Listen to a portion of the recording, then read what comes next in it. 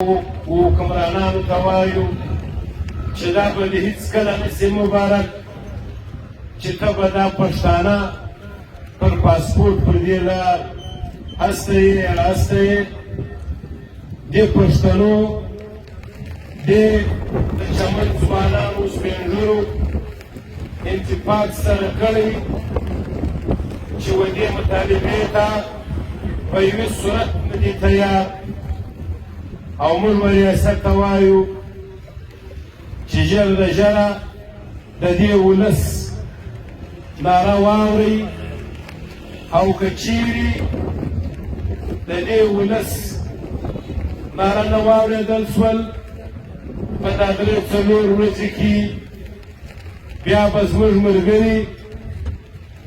لغړي اتحاد او وال پارټیز ملګري بیا سختې فیصلې کوي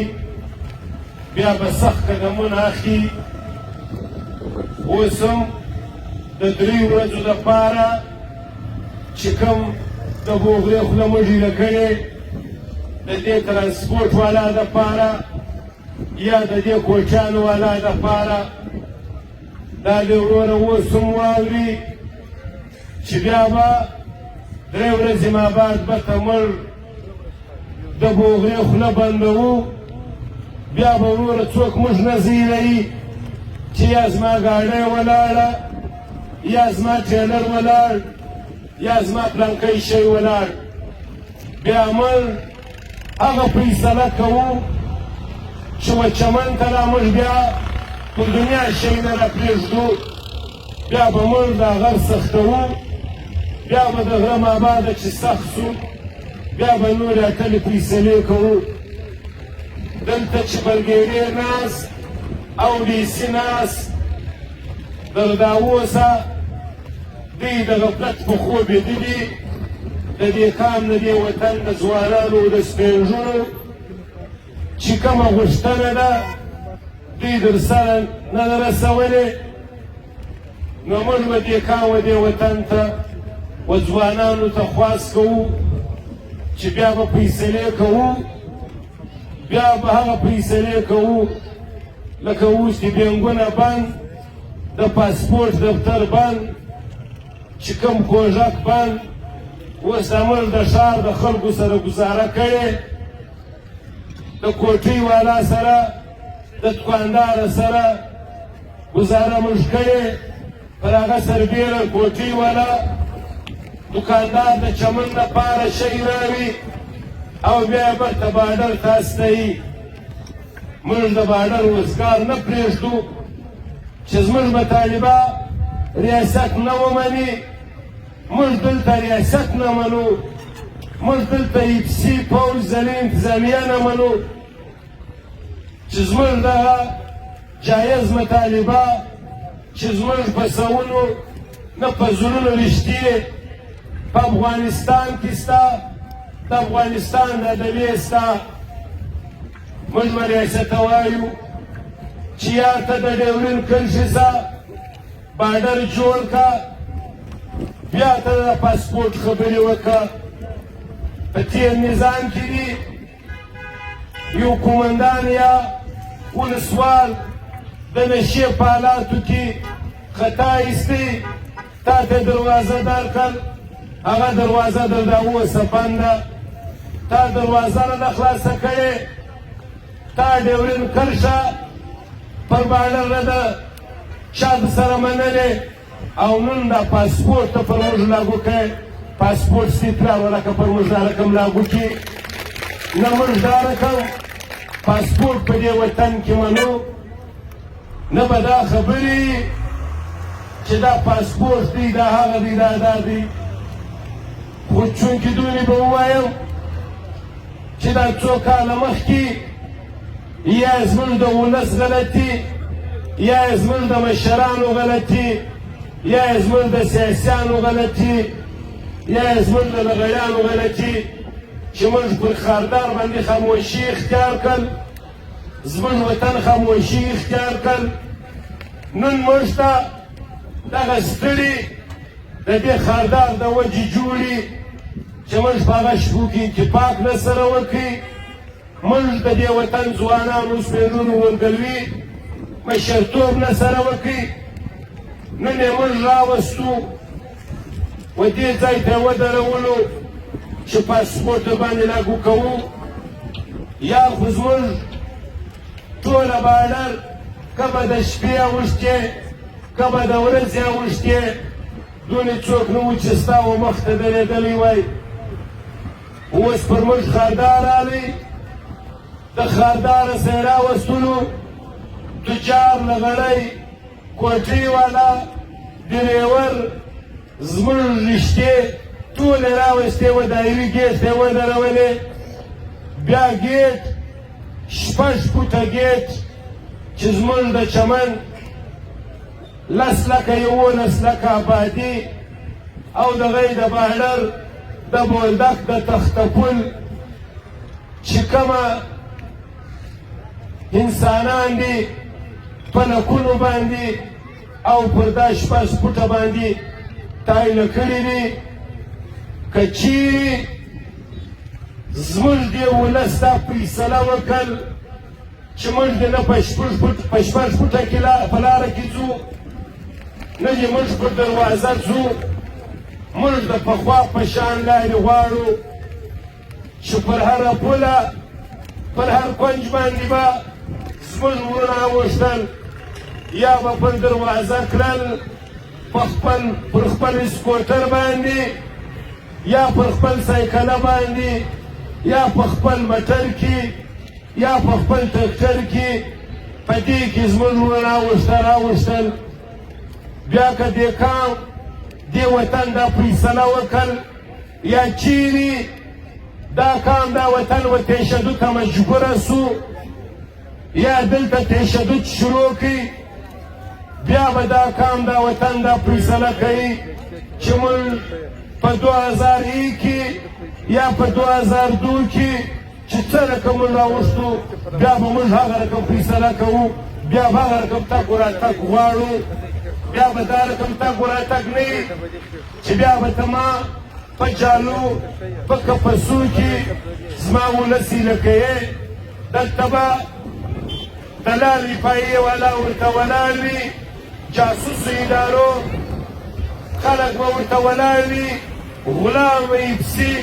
خرڅ سوی پسې به بیا پر دروازه ورته ولاړه وي زموږ د وړو زموږ د سپېړونو تذلیل به کوي که چیرې زموږ دې کام دې وطن تشدد ته لاس واچوئ بیا به د پخوا په شان موږ تګ وراتګ کوو زموږ خلک خو اوس دا وایي چې موږ به پر تذکره و شناخته کارت تګ وراتګ کوو یا موږ به بیا د دې ځایه په موټرانو کې سپرېږو پر سکوټرانو به سپرېږو بیا به موږ تګ وراتګ کوو دا رقم تګ وراتګ نه چې موږ به پیاده ځو راځو چې تا 5 کیلومتره لار د پیادل دپاره پرېښې په دې کې زموږ مریضان زموږ زنانې زموږ سپین لوري را روان په 3 غنچې د دغه 2 قدمه ځای نشي رسېدلی موږ به سرکار ته دا وایو چې زموږ مطالبې ژر نه ژر حل کړي بیا که نسوې حل بیا به موږ د 2001 د 2002 تګ وراتګ غواړو په موټرانو کې غواړو پر سکوټرانو غواړو پر سایکلانو غواړو موږ د پاکستان حکمرانانو ته وایو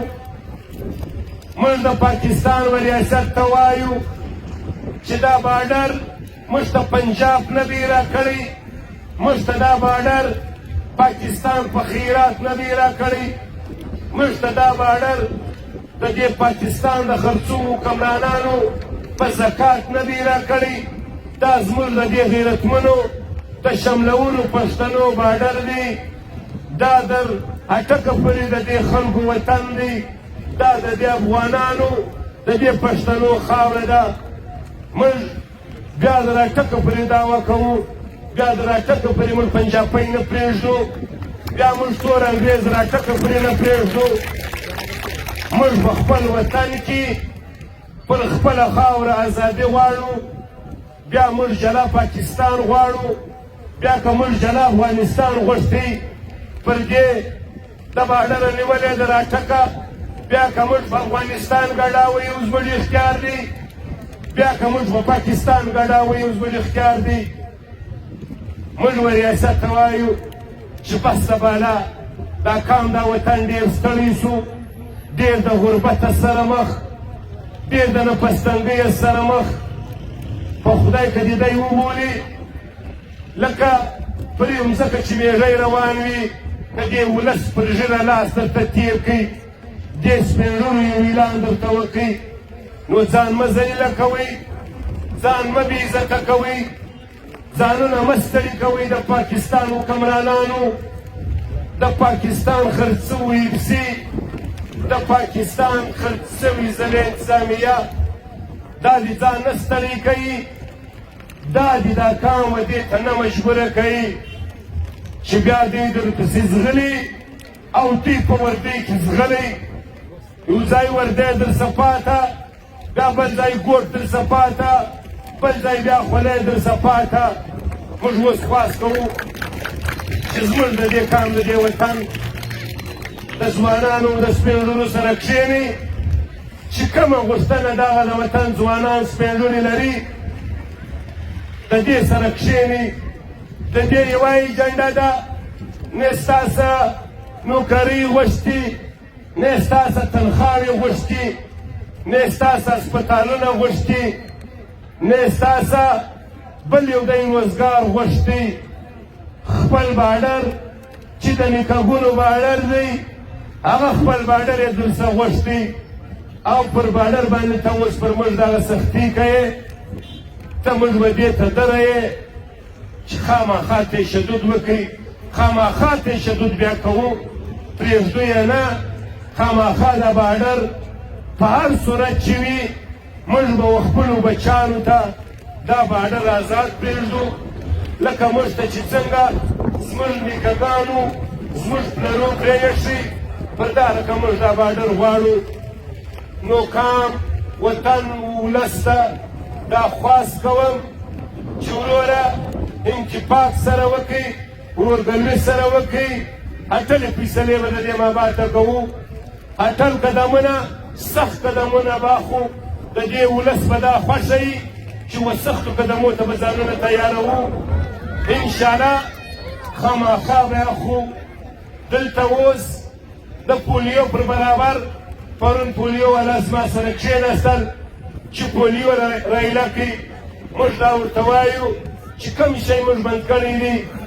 که پولیو وي که بل شی، پولیو خو کچه نه پرېږدو په دې وطن کې. هغه په دې وجه نه پرېږدو چې پر موږ باندې روزګار بند، موږ ماښام د وړو د پټاټو دانه لرو، د خوراکي دانه لرو، او ته زموږ بچیانو ته د صحت لپاره دوا ورکوې. دا دوا د مدورې د غرواړو پنجاب نه یوسه. خو دې پولیو ته موږ مرحباد وایو. هر سړي په کلي کې پولیو والا ولیدي، زموږ ورونه دي، زموږ د دې ښار خلک دي. اول موږ خواست ورته کوو چې وروره مه راوځئ. دوی اوس وایي چې په نوي تاریخ زموږ پولیو شروع کېږي.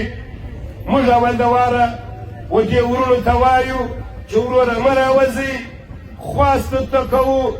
زارۍ درته کوو، د قرآن د خدای روی درته نیسو. بیا که چیرې راوځئ، بیا به د دې قام د دې وطن سپین ږیري ځوانان چې پر کلي کې پولیو والا ولیدي،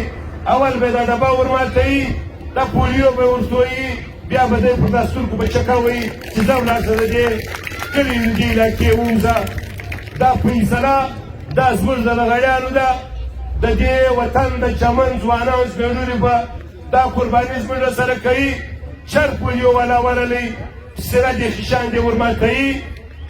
بیا در کور موږ لغړیان وځو، بیا هر قربانۍ ته موږ تیار یو. خالد و نعمت ته یې وکړئ چې په کلي در ننوتل، کشنیان ورته خطا باسئ، ډبرې ورته ونیسئ، دغه کم دوا چې ورسره یې دا جنیا اخلي کور مې ودان. وسلام.